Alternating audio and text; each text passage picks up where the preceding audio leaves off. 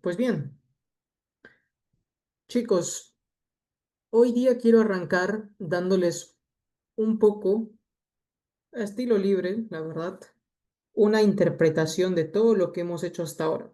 O sea, la última clase particularmente. Vamos a hacer una interpretación de las siguientes cosas. Vamos a interpretar lo que significa medir, vamos a interpretar lo que significa una proyección, vamos a interpretar lo que significa una probabilidad de medición. Ya hablamos de bastante física, ¿no? Ahora toca ponernos manos a la obra y hacer matemática. Y vamos a terminar hablando un poco sobre, ¿por qué no? Hablar de estados cuánticos, porque al fin y al cabo eso es lo que estamos interesados, ¿no? Las cuatro cosas las vamos a conectar en la clase de hoy día. Así que quiero volver 2 o 3 semanas atrás a cuando estudiamos lo que era el producto escalar. ¿Se acuerdan? A ver, quiero comenzar hablando entonces del producto escalar. Producto escalar. Hablemos del producto escalar. Si tengo un vector v en una dirección, v1, tengo un vector v2 en otra dirección, ¿cuál era la interpretación que teníamos del producto escalar? Se denotaba para empezar de la siguiente forma, ¿no? A ver, decíamos, si v1 tiene las componentes v1, no tiene sentido llamarle v1, así que voy a cambiar de nombres. Este le llamo v, este le llamo otra cosa, v y m. Entonces, si v es igual a v1, v2, v3, es un vector que está en R3, y m es igual a m1, m2, m3, también pertenece a R3. Entonces, ¿qué sabíamos de ambos? Sabemos, sabemos calcular su producto escalar, ¿no? V por m, con este puntito que representaba eso. Ok, eso está interesante. ¿Y qué cosa hacíamos para calcular ese producto escalar? Pues simplemente era componente por componente, ¿verdad? Producto escalar por m1, m2, m3. Simplemente se multiplicaba cada componente. Era v1 por m1, v2 por m2, más v3 por m3. Ok, eso está clarísimo. Se ha estudiado, ya se les evaluó, se supone que ustedes saben. Luego, cuando vamos a la interpretación geométrica, para interpretar lo que era el producto escalar, teníamos que primero hablar del ángulo que se forma entre ambos vectores, ¿cierto? Y lo que hacíamos era, básicamente, decíamos, la interpretación del producto escalar es, ¿alguien se acuerda?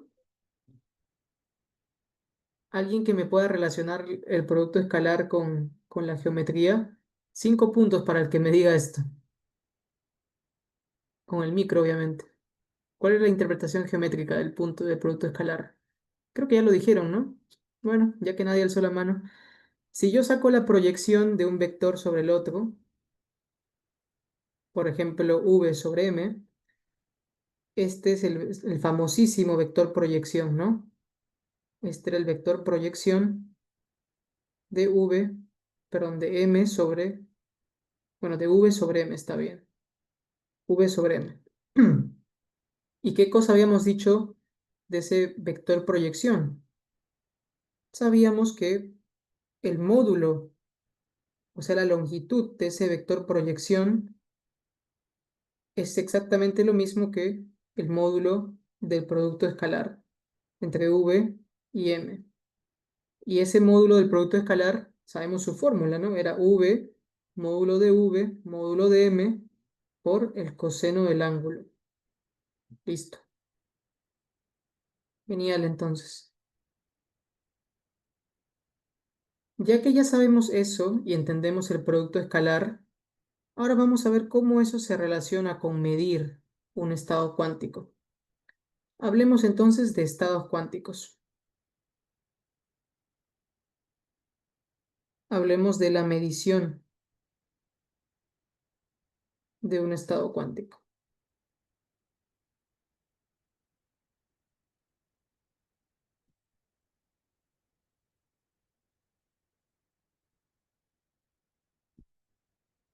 Voy a tener que bajar.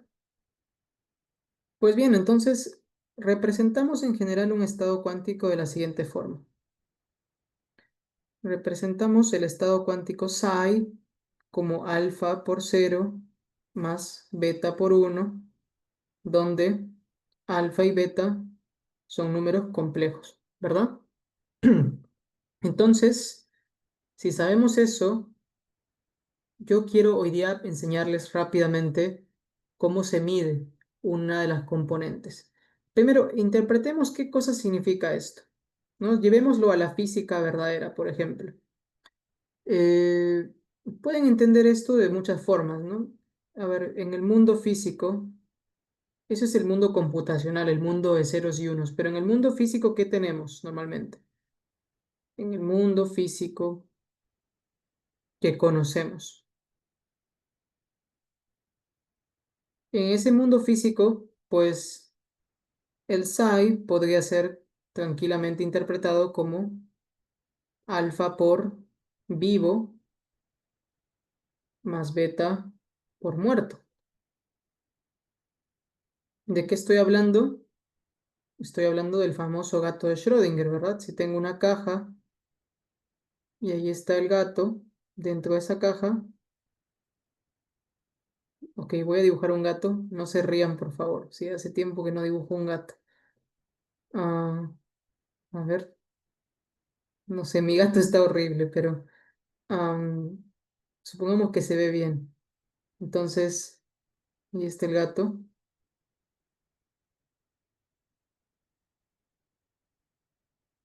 No sé, este es mi gato. Entonces, este gato va a poder estar vivo o muerto hasta el momento en el cual yo mida, ¿cierto? ¿Por qué? Porque ustedes saben que en la cajita del gato de Schrödinger hay como hay un detector, hay un sensor, mejor dicho, que si es que se activa, el veneno salta sobre lo que está en la caja, pero este veneno generalmente se activa con una cierta probabilidad, entonces el veneno podría estar activado on o podría estar desactivado off. Por lo tanto, eso nos lleva a que el gato pueda estar, si es que el veneno se activa, entonces estará muerto, muerto,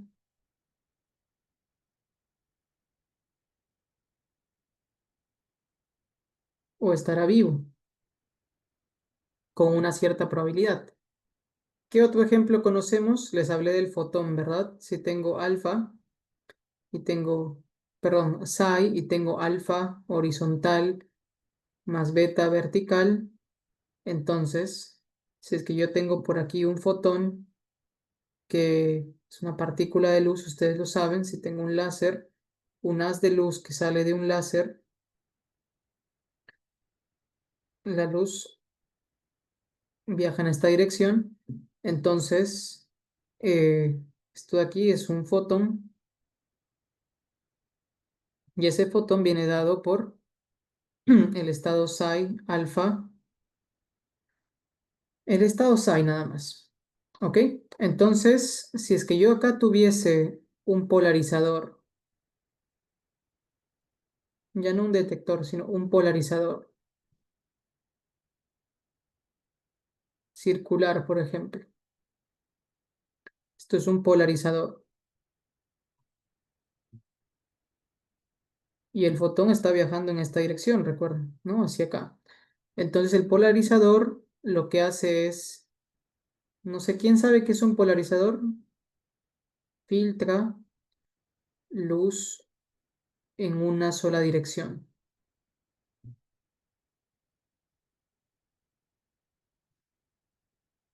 en dirección horizontal o vertical.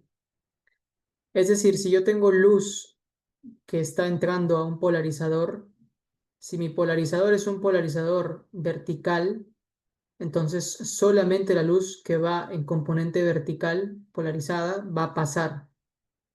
Es decir, acá tenemos un alfa, a ver, déjenme mover esto.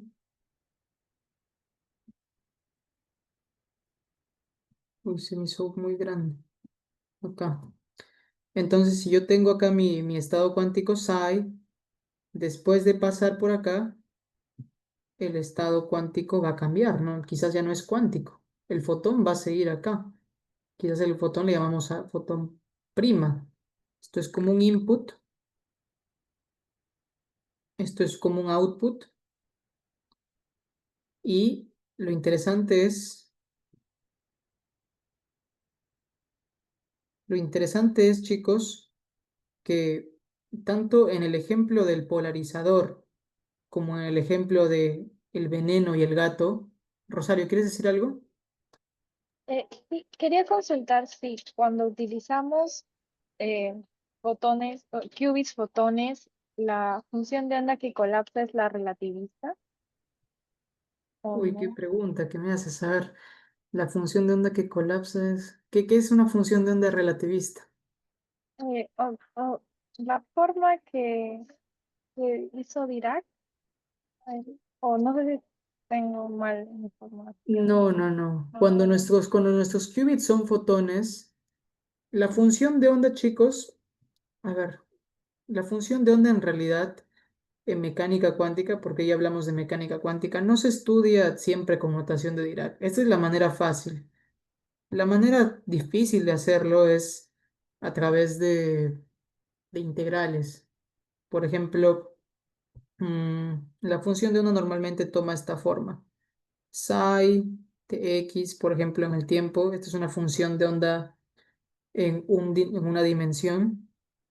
Esto tiene la forma de, por ejemplo, a, una constante a por e elevado a la i por, eh, a ver,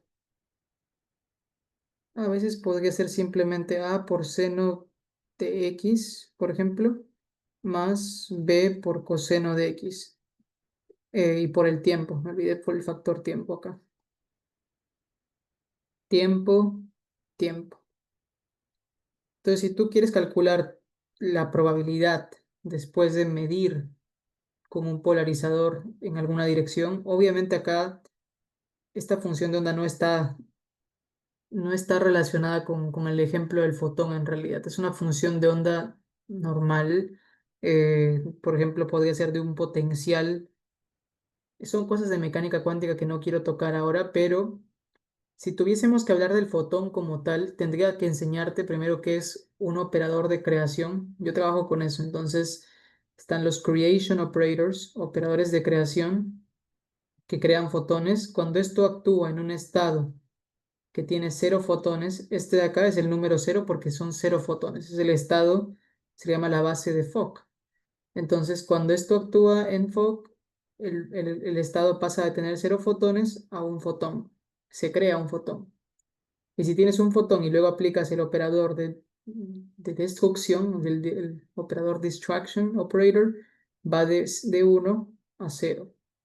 Entonces, la función de onda de eso que acabo de hablar, de que ya está aterrizado en fotones, es bastante horrible. Depende de cada proceso, pero es una integral básicamente. Entonces se vería así como una función de onda de un proceso de la destrucción de un fotón y la creación de dos fotones se vería como la integral desde menos infinito hasta infinito de A, que es la destrucción de mi fotón pump, mi láser, y con eso creo un fotón en el modo signal, creo un fotón en el modo idler, y esto lo multiplico, siempre se multiplica por h barra omega. Esto de acá es el operador energía. Es la multiplicación que te habla de la energía del fotón. Y esto por un diferencial de X. Matemática bien fea de la que no creo que quieras que te explique ahora mismo, Rosario. Creo que la pregunta la pudiste haber hecho de otra forma. No es una corrección relativística la que se hace. No tiene nada que ver tiene que ver con relatividad seguro, pero eso es física fundamentalista. Pero cuando hablamos del colapso, la relatividad está fuera de la discusión. Es la mecánica cuántica lo que interesa acá. ¿Ok? Entonces, sí, no tiene que ver con relatividad tanto. Si te mostré esto es porque así se denomina un fotón. Esto también en relatividad se usa bastante en realidad. Ok, bueno, pausando, habiendo hecho esa pausa, vuelvo al ejemplo. ¿Cuál es cuál es la relación entre el input y el output aquí en la luz? Esto es un láser, por ejemplo. Láser. ¿Se dan cuenta que al comienzo, cuando yo lancé mi experimento y empecé a correr el experimento con el fotón, tenía este estado cuántico? Entonces, estamos hablando de que al inicio, cuando el experimento se empezó a correr y no hay ninguna medición, el estado es cuántico. Estado es cuántico y por lo tanto es un estado de superposición.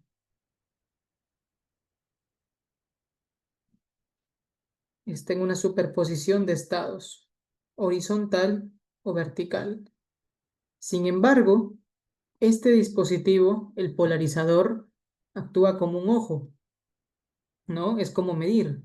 Si es que acá hay una persona que está observando el experimento, un ojo, que no sé dibujar ojos tampoco, pero creo que es así, ¿no? Un ojo. Entonces, ese estado de superposición se rompe y pasamos a un estado definido, como estaban reflexionando ustedes. Entonces, es un estado definido. Estado definido. El output es un estado definido.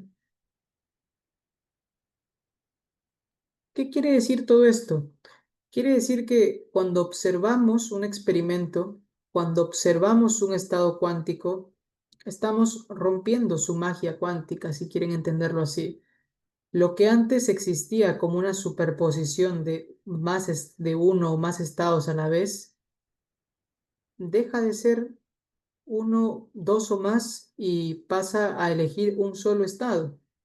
Entonces, ese proceso es lo que se entiende como la transición de lo clásico del mundo, perdón, del mundo cuántico al mundo clásico.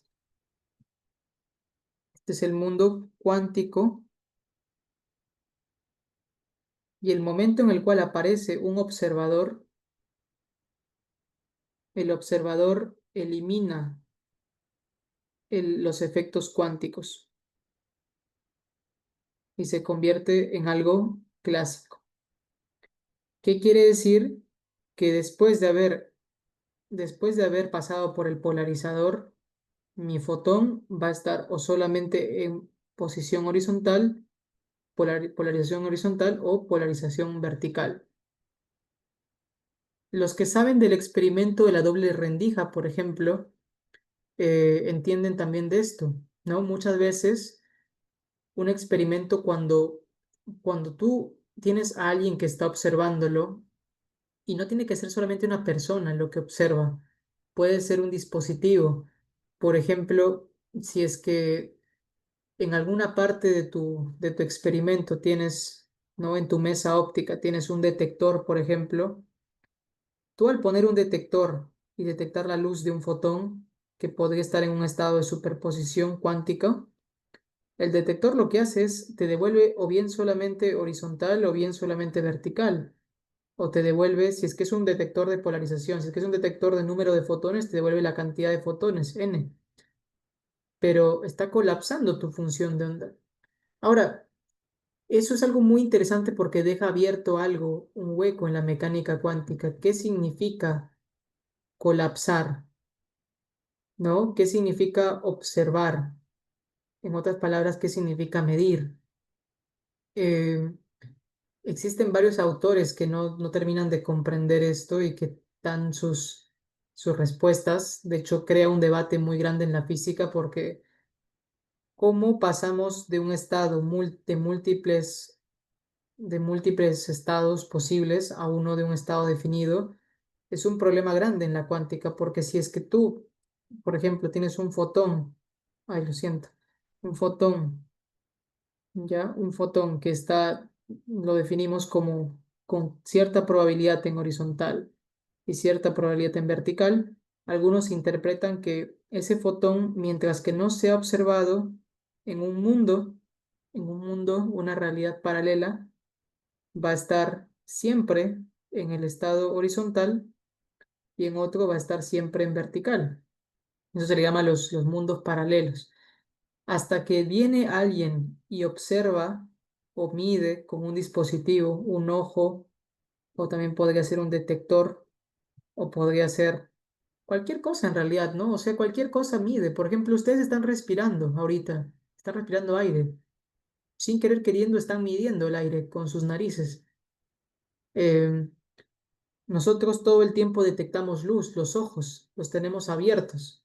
Cuando caminas por la calle y es de día, al ver lo que está a tu alrededor, estás colapsando la función de onda de las cosas que pasan alrededor, ¿no? Todos los fotones que vienen del sol y llegan hasta la Tierra, tú los estás observando.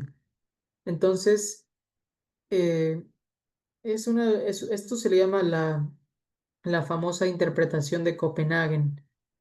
La interpretación de Copenhague dice que básicamente sugiere que sí es cierto, no nos deberíamos meter al debate que es posible que, como dicen, existe un mundo uno, universo 2 y así.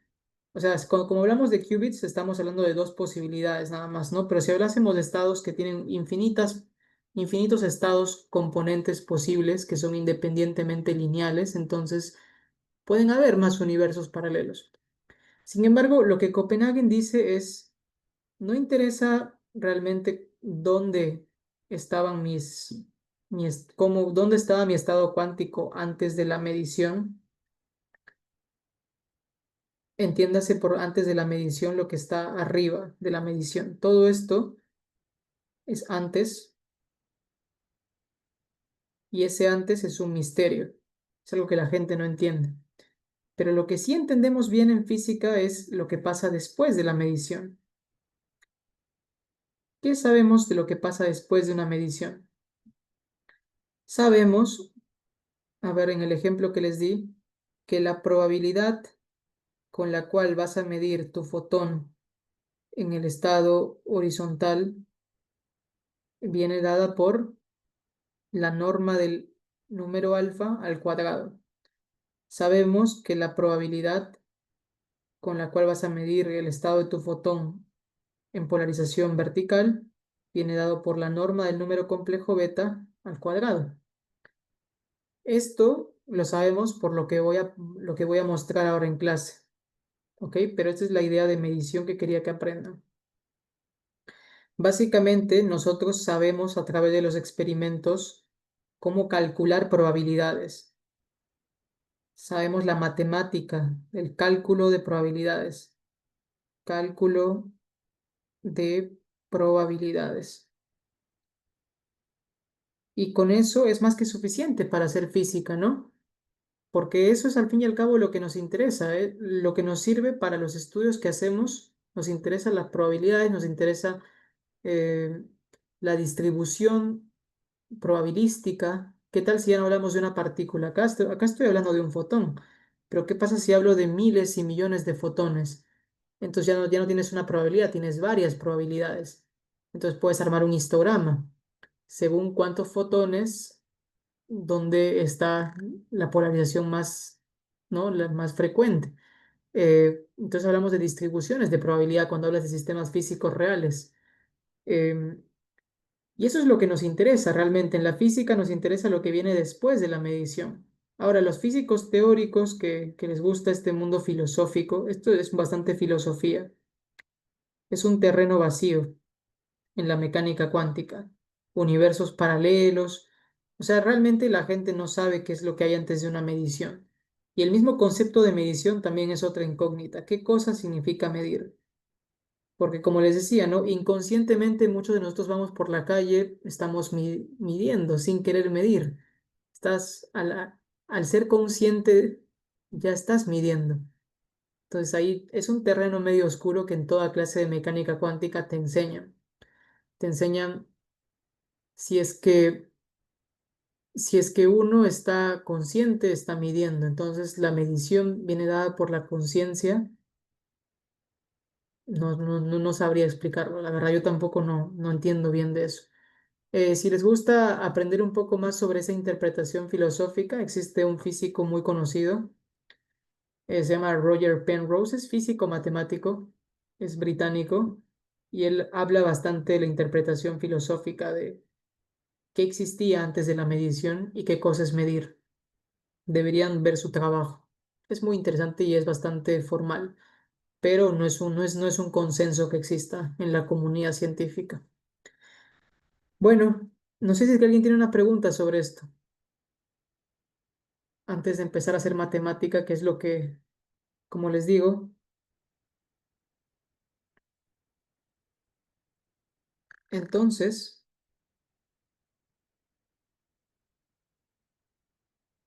conocemos bien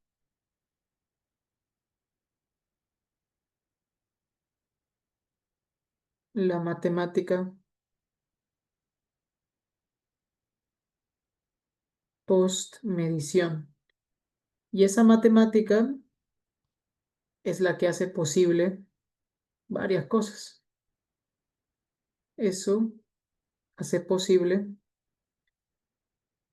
como les digo, no es tan fácil como el cálculo de una probabilidad. Simplemente hablamos de distribuciones probabilísticas. Hablamos de comportamientos de un campo eléctrico, por ejemplo.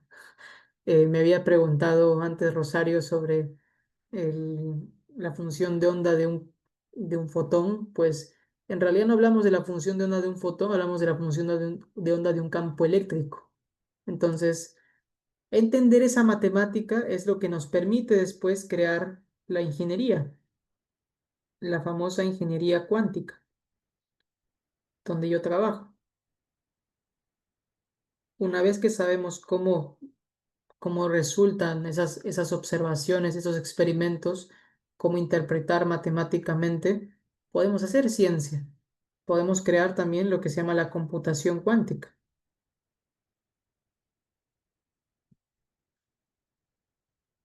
Podemos crear de todo realmente. En general podemos crear las ciencias cuánticas. Ciencias, ciencias cuánticas.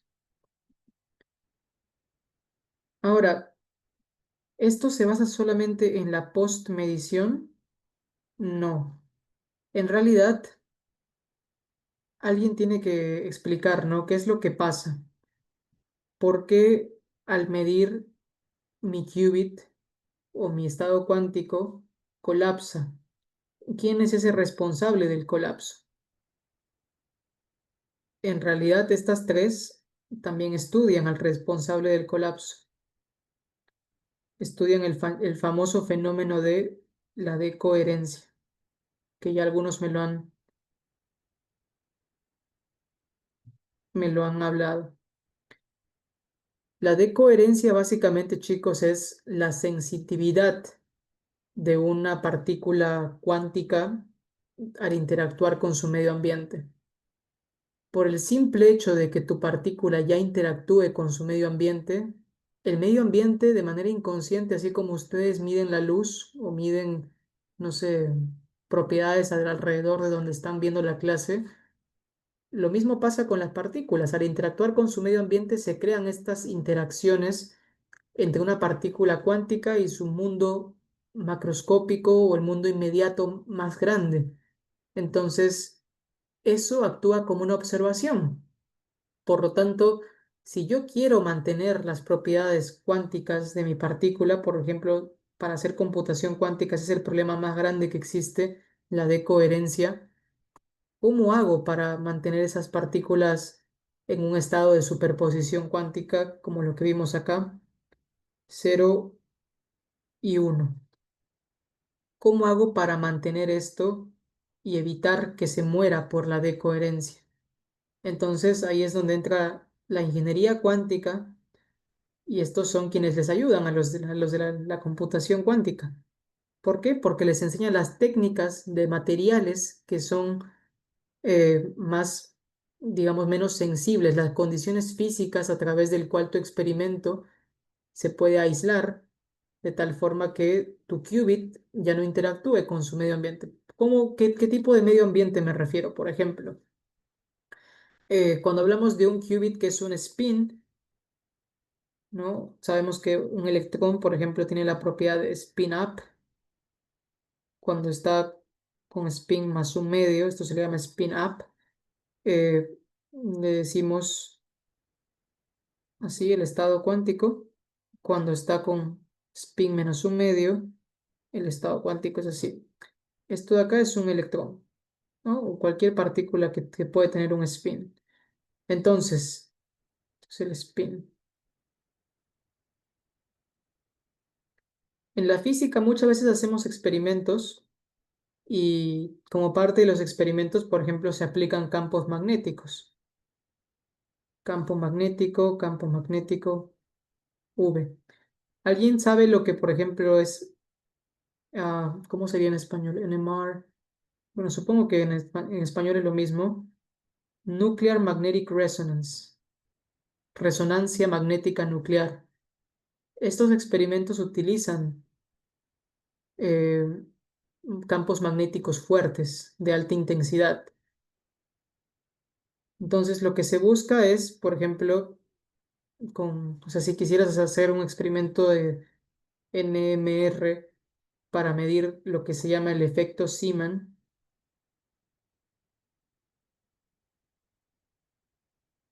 básicamente el efecto Zeeman lo que hace es estudiar el comportamiento de los espines cuando un campo magnético es influenciado, los influencia. O sea, esto de acá, las fluctuaciones magnéticas, es parte del medio ambiente del cual les hablaba. Entonces, cuando tu medio ambiente actúa sobre los espines, ocurre el problema de la decoherencia. Y después de la decoherencia, esos espines, cuando la decoherencia actúa sobre ellos, terminan colapsando o bien spin up o spin down. Antes, tu estado cuántico, el spin, podría estar en, por ejemplo, 1 sobre raíz de 2 con igual probabilidad para up and down.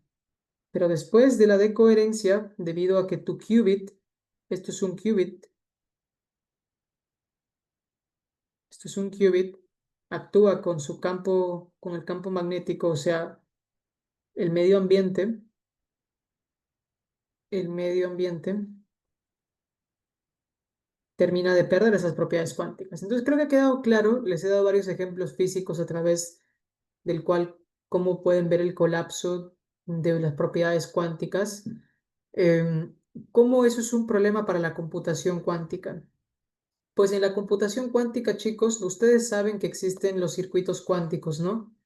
Existen los circuitos cuánticos, entonces si yo inicializo, tengo varios qubits, qubit 1, qubit 2 y qubit 3.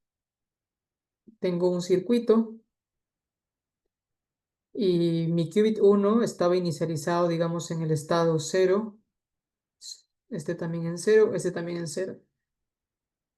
Esto no lo van a entender ahora porque no lo voy a explicar a profundidad, pero ¿qué pasa si es que yo aplico una puerta cuántica a uno de mis qubits? Por ejemplo, al primero, le aplico Hadamard.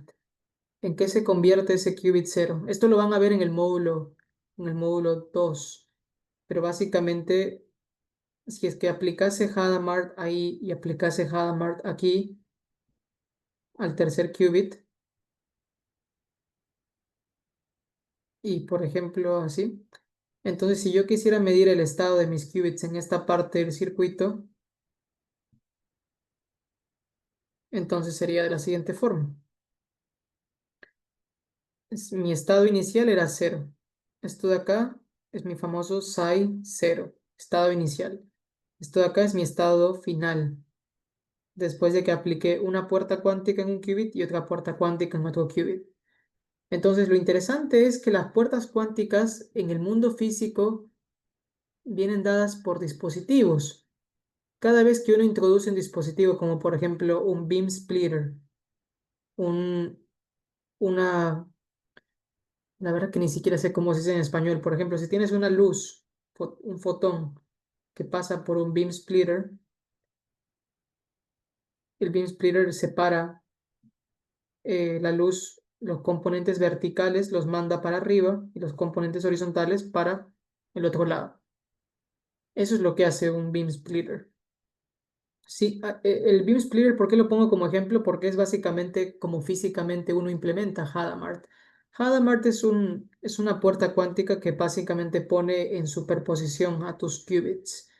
Si es que estabas en cero, después de Hadamard vas a estar en uno sobre raíz de 2, 0 más uno. Si estabas en cero, aquí vas a seguir estando en cero. No se aplicó ninguna puerta. Si estabas en cero y aplicas Hadamard, este también va a estar en uno sobre raíz de 2, 0 más uno. Sin embargo, como les digo, físicamente Hadamard tiene la forma de algo en el mundo real, algo que introduce una interacción con el medio ambiente o con un dispositivo. Entonces, esta puerta cuántica tiene lo que se llama ruido. Esta puerta cuántica tiene lo que se llama ruido, es decir, noise. ¿Qué significa noise? Noise en inglés es ruido y básicamente ese ruido es lo que introduce la decoherencia, ¿ok? Cuando tu puerta cuántica interactúa con algo macroscópico, perdón, cuando tu qubit interactúa con algo macroscópico, ese algo macroscópico tiene ruido, tiene, eh, básicamente vulnera la sensibilidad de tu qubit. Y si bien es cierto, tu qubit debería colapsar, como he estado explicando hasta ahora, ¿no? Debería, esto que era cero, debería seguir siendo un estado, eh, debería ser colapsado por un estado definido. Se puede, a través de la ingeniería, hacer que estas compuertas cuánticas minimicen su efecto macroscópico. Por ejemplo, si hago un beam splitter lo suficientemente pequeño para que mi partícula cuántica interactúe con otra partícula cuántica y luego eso me da resultado Hadamard, entonces ya no estás creando una interacción entre el mundo cuántico de partículas y el mundo macroscópico, ¿no? Como aquí, por ejemplo. Aquí el campo magnético viene de un dispositivo, entonces es macroscópico. Em, Aquí con los detectores, con el polarizador también es macroscópico. Sin embargo, las puertas cuánticas a través de la ingeniería se pueden hacer de tal forma que sigan siendo partículas microscópicas que actúan como puertas para un qubit y se puede minimizar el ruido. La idea es que se minimice. ¿Por qué? Porque en un mundo en el cual no existe el ruido, estos qubits efectivamente van a terminar, el qubit 3 va a terminar siendo el estado de superposición y mi qubit 1 va a terminar siendo el estado de superposición. Pero debido al ruido que ocurre, estadísticamente no todos los qubits van a seguir la orden de lo que Hadamard o la puerta cuántica ordena. ¿Ok? Entonces, por eso ocurre que el ruido básicamente hace que tus qubits no terminen de comportarse como deberían comportarse. No sé si se me entiende, pero básicamente el problema del ruido introduce lo que es la decoherencia. Es decir, con 90% de probabilidad tu qubit va a llegar a este estado, pero en el otro 10% tu qubit se muere y deja de ser cuántico, deja de ser empieza a ser clásico, por ejemplo. Entonces, para minimizar ese problema, en la computación cuántica existe lo que se llama Quantum Error Correction.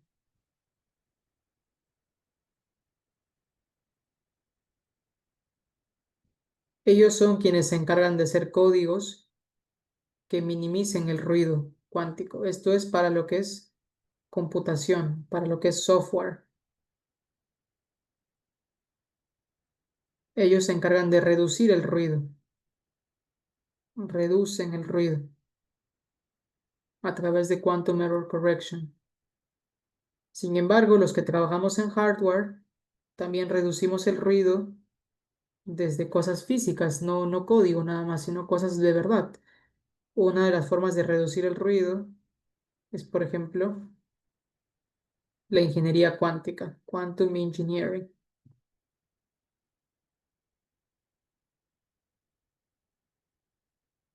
Engineering o también podría ser or material science, la ciencia de los materiales. ¿Qué elementos en la naturaleza son mejores qubits que otros? ¿No? Por ejemplo, ahí Gabriel me había hablado de los qubits topológicos. Los qubits topológicos son excelentes porque son súper para nada sensibles al environment, al medio ambiente. Los fotones son estupendos, como qubits también, porque los fotones no interactúan mucho con las partículas en su medio ambiente. Nosotros podemos correr experimentos en el laboratorio con fotones como qubits sin problema, porque el fotón en el estado ambiente es un qubit. Pero si hablásemos de los qubits superconductores, por ejemplo, hay que darle condiciones necesarias para que se comporte como un qubit. El material superconductor necesita estar a temperaturas muy bajas, cerca al 0 Kelvin. Entonces, ahí la ingeniería cuántica se encarga de crear hardware que permita que el qubit se mantenga como qubit, ¿no? Entonces, dicho todo eso, y lo siento por la introducción larguísima, ahora sí, les estaba hablando de aquí, ¿no? Del producto escalar. Terminamos hablando de bastante física. Volvamos a la matemática. Por cierto, les hablé de la interpretación de Copenhague, ¿no? No lo puse aquí. Ok, lo escribo acá entonces. La interpretación de Copenhague básicamente dice interpretación.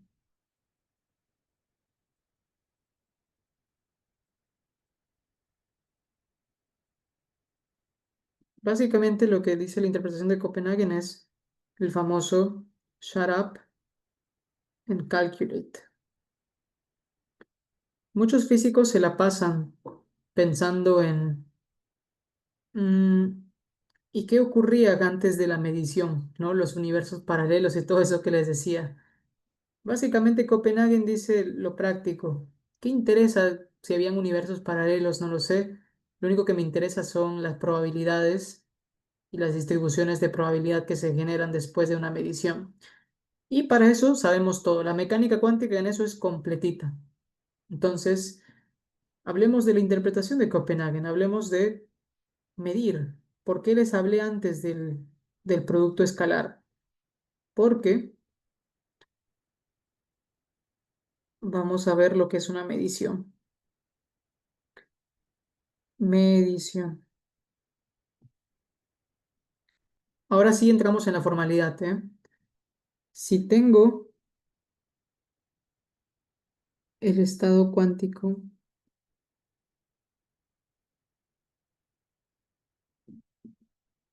psi alfa 0 más beta 1, expresamos,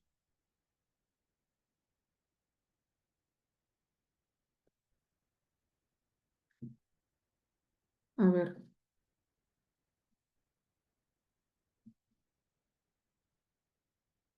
las probabilidades.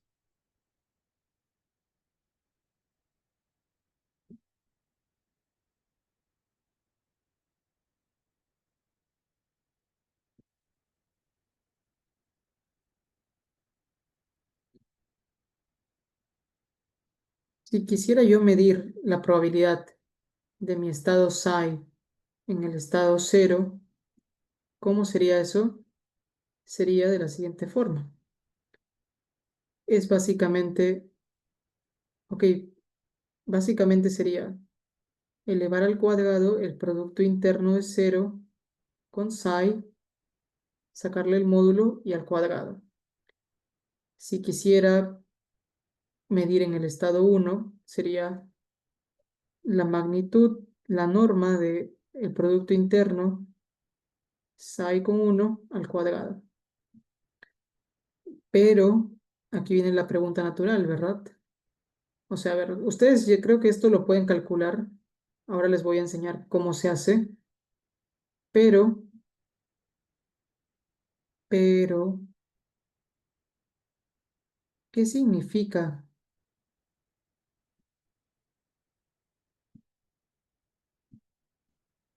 ¿Qué significa esto y esto? Ustedes ya saben calcularlo, ¿no? Matemáticamente ya saben cómo operar cero, saben su forma vectorial, lo voltean, le sacan la transpuesta conjugada y lo multiplicas por el ket psi, ¿cierto? ¿Pero qué significa eso? Entonces hablemos del significado.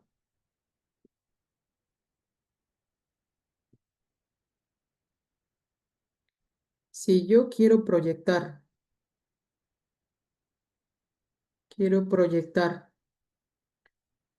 un estado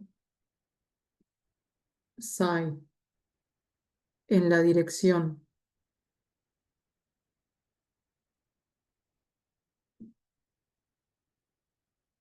de otro estado, entiéndase que un estado se puede interpretar como un vector alfa.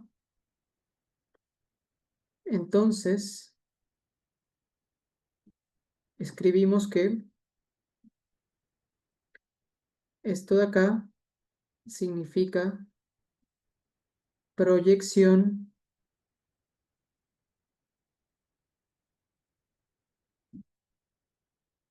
de psi en alfa. ¿Ok? Perfecto. Ahora, ¿cómo esto se relaciona? Esta formulita que les acabo de dar, esto por favor entiéndanlo como un proyector.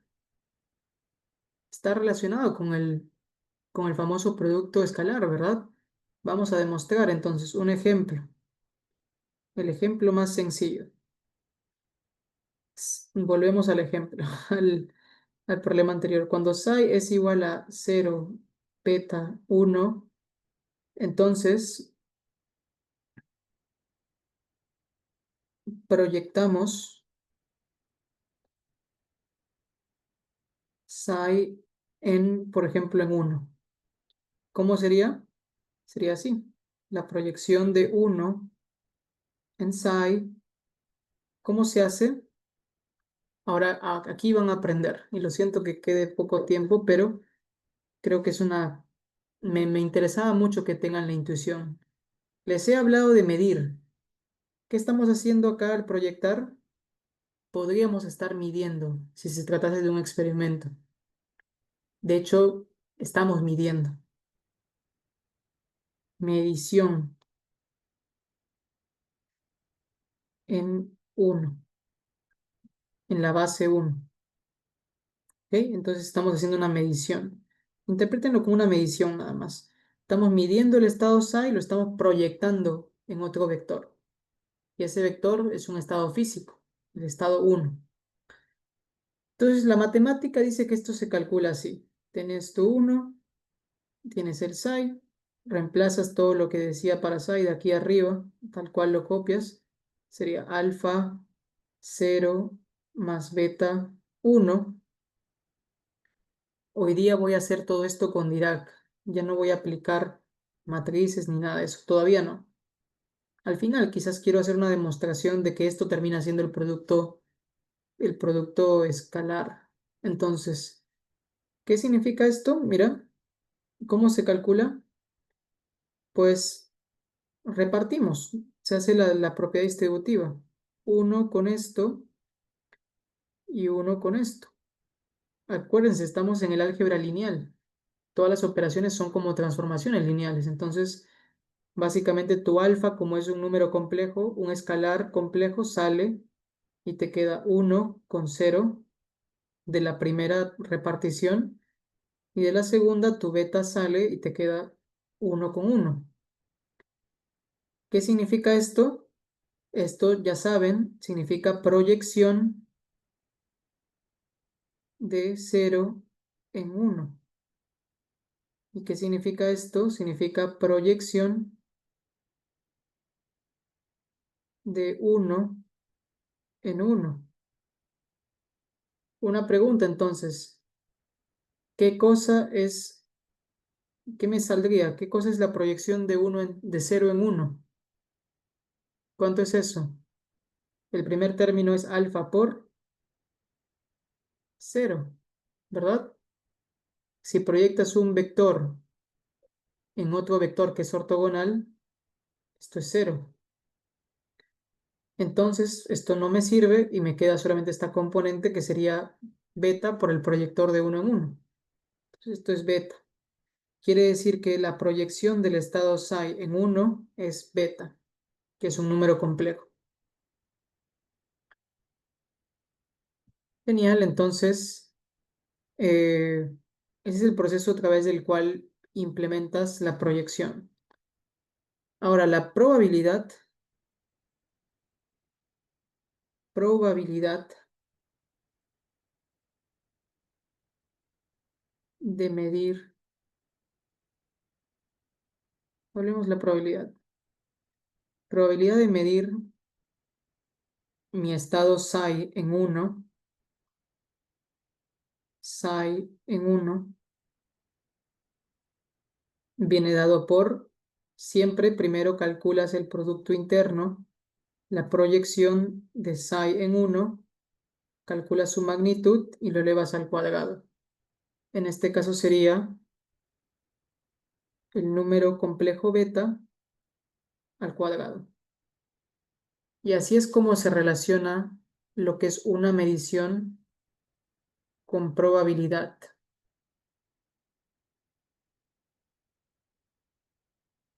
Probabilidad. ¿Ok? Hemos relacionado varias cosas. Hemos relacionado la medición con la proyección. Esto de acá es una proyección.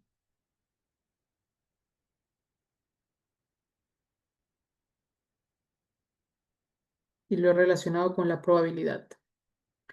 Ok, veo que falta poco tiempo, así que lo que voy a hacer ahora es convencerlos de que todo esto que hemos hecho es el equivalente a básicamente el producto escalar. A ver, mm, veamos. Una demostración.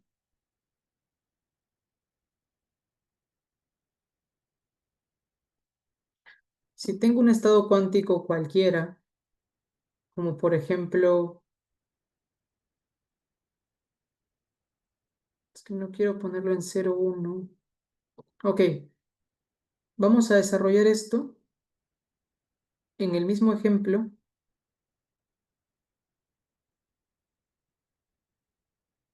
En el mismo ejemplo nos quedamos en este paso, ¿no? Aquí, la proyección de 1 en alfa, perdón, en psi.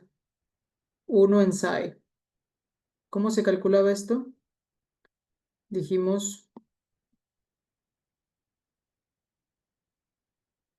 esto sería cómo hacer. Chicos, ¿están ahí? Ok, ya se fueron algunos los del COAR, ¿cierto? Me olvidé que tenían que irse a cenar. Eh, en el mismo ejemplo, yo había dejado antes la notación de Dirac como la manera en la cual hemos resuelto eso. La proyección la hemos calculado usando Dirac. Sin embargo, si utilizásemos no Dirac, sino la forma matricial, vamos a llegar a una expresión que es muy parecida a, a la del producto escalar. Así que eso es lo que quiero hacer ahora. Ok, hagamos un ejemplo en concreto, ¿ya? Mejor en lugar de una demostración. Una pregunta, ¿alguien que sea del COAR que me pueda decir dónde están ahorita? ¿Están comiendo? Eh, ¿Qué está pasando ahora mismo en el COAR? ¿Están en la cola? ¿Están en un salón?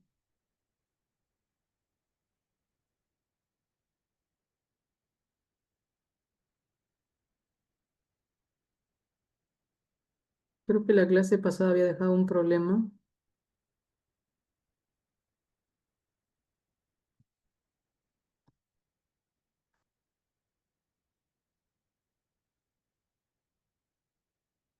¿Qué? No, alguien puso un like, no lo vi.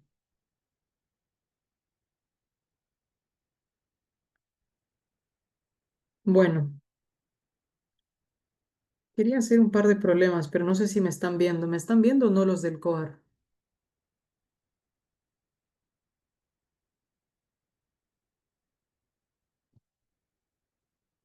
¿Hacemos un par de problemas?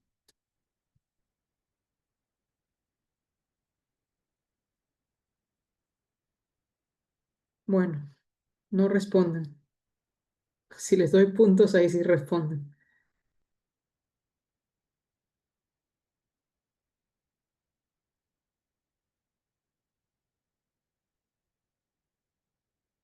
Ok, se me ocurre hacer algo. Miren, chicos, un problema, una demostración, ¿sí? Síganme, no se pierdan. Con esto termino la clase de hoy. Si tenemos los estados, y por estados recuerden que siempre se puede entender vectores también. Si tienes el estado psi 1, que es alfa 1 por 0 más beta 1 por 1, y tienes psi 2 por alfa, que es alfa 2 por 0 más beta 2 1, donde alfa 1 alfa 2 beta 1 beta 2 son complejos. Entonces aquí los voy a convencer de que calcular la medición, por ejemplo, si tengo este de acá, si le llamo mi vector v1, y este de acá le llamo mi vector v2, voy a convencerlos de que el producto interno, es decir, la proyección de uno en otro, es exactamente lo mismo que calcular el producto escalar. Vamos a convencernos. Entonces, la proyección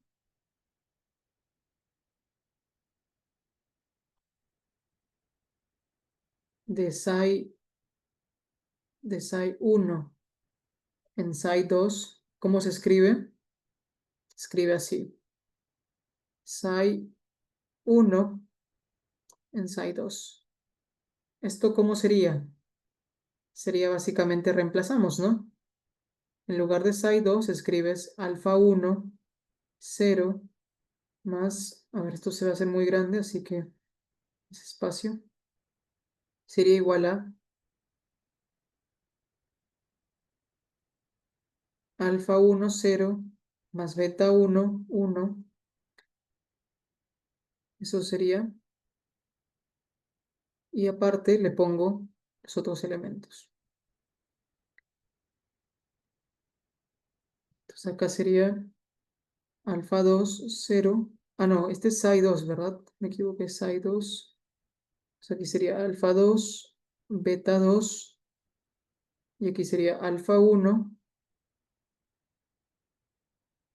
0 más beta 1 1. Cierro y cierro todo esto, el proyector. Entonces vamos a hacer un poquito de matemática y con eso nos despedimos hoy día. A ver, me están escribiendo. Problemas, dice.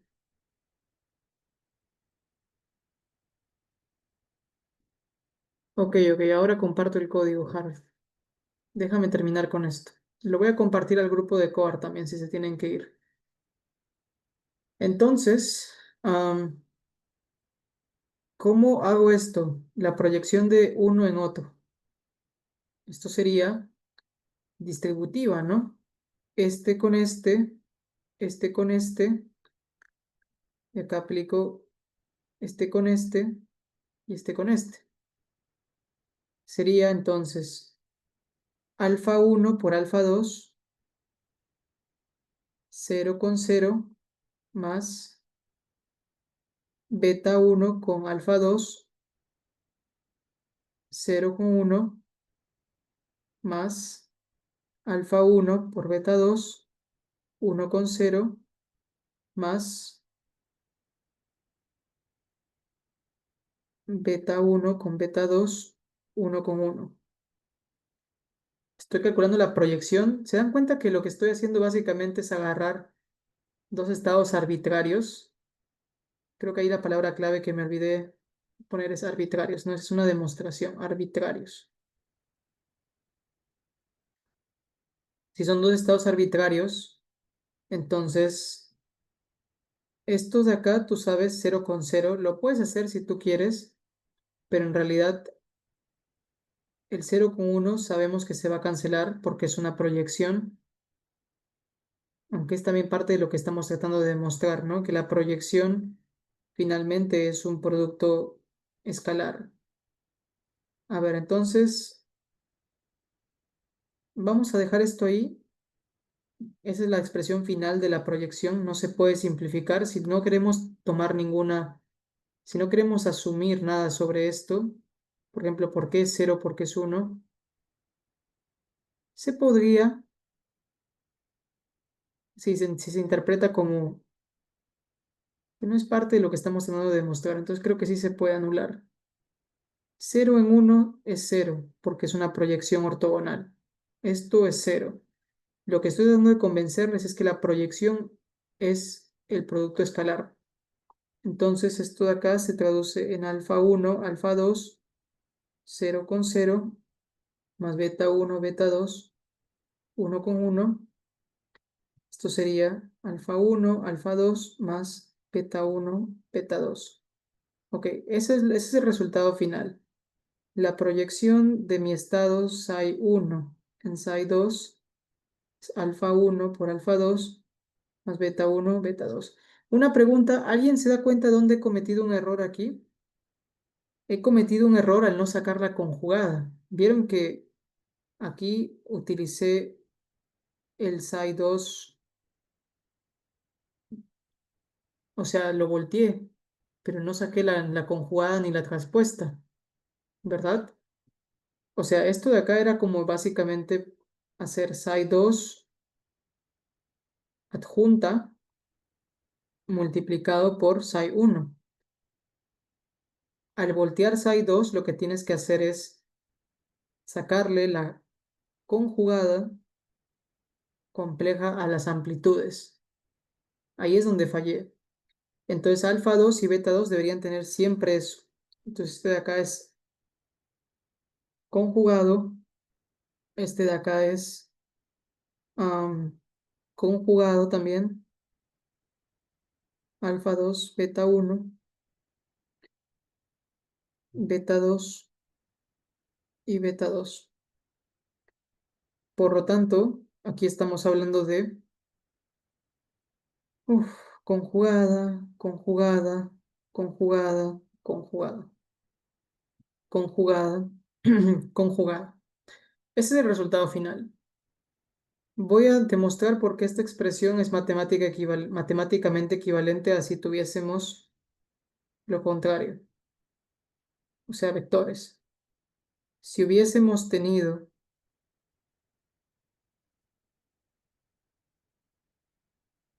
si hubiésemos tenido el vector psi 1, vector igual a, en este caso dijimos alfa 1, 0 más beta 1, ¿no? ¿Qué significa alfa 1, 0? Eso es alfa 1, 1, 0 más beta 1, 1. Eso es, en la base computacional como es 0, 1. Es decir, esto es alfa 1, beta 1. Y hubiésemos tenido el vector psi 2, alfa 2, lo mismo, 1, 0 más beta 2, 0, 1. Entonces esto sería alfa 2, beta 2. Entonces, ¿qué pasa si ahora son vectores? Entonces hubiésemos tenido los vectores.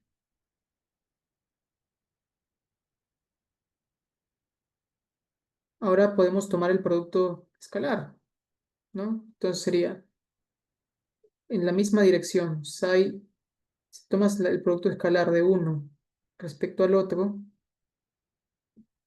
claro, acá la diferencia es que no hay alfa 1 y beta Claro, acá los hemos asumido complejos, pero aquí van a ver la diferencia clave. Si multiplico escalarmente sería esto de aquí, sería como hacer el producto escalar entre mi vector alfa 1 beta 1 por alfa 2 beta 2 o al revés, ¿no? Alfa 2 beta 2 alfa 1 beta 1. Entonces, esto sabemos que sale lo mismo. Alfa 1 alfa 2 más beta 1 beta 2. ¿Dónde está la diferencia entre este resultado que acabo de encontrar? Acabo de encontrar que psi 2 producto escalar con psi 1 también es alfa 1 alfa 2 beta 1 beta 2.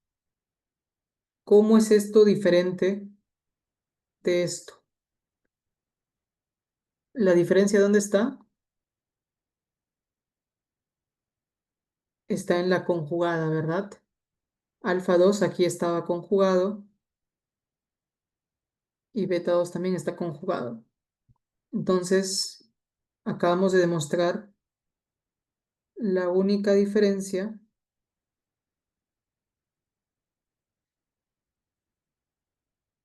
es la conjugación de los coeficientes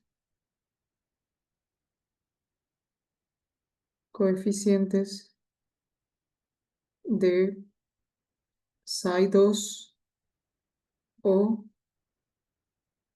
su forma escalar vectorial, perdón, psi 2.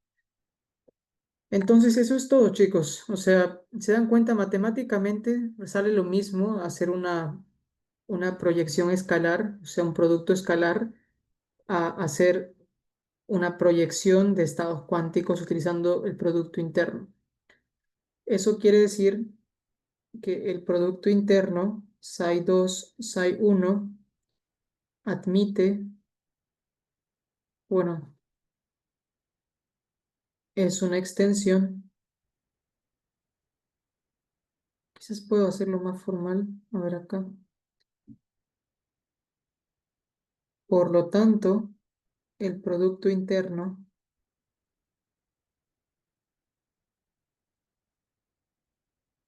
psi 2 psi 1 es una extensión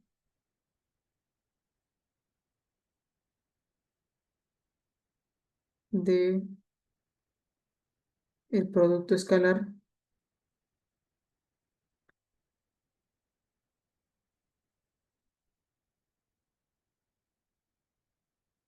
en los, bueno, hacia los complejos, hacia los números complejos.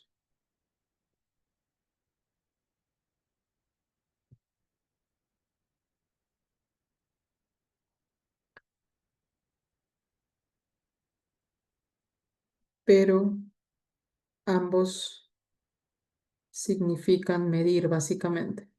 Ambos se interpretan como una proyección. Se interpretan como una proyección. Pues con eso terminamos la clase de hoy día, chicos. Quería simplemente demostrar que matemáticamente los productos internos son lo mismo que el producto escalar, pero que admiten números complejos. Y hay una diferencia entre hacer esto, entre hacer psi 2 y hacer psi 2 así.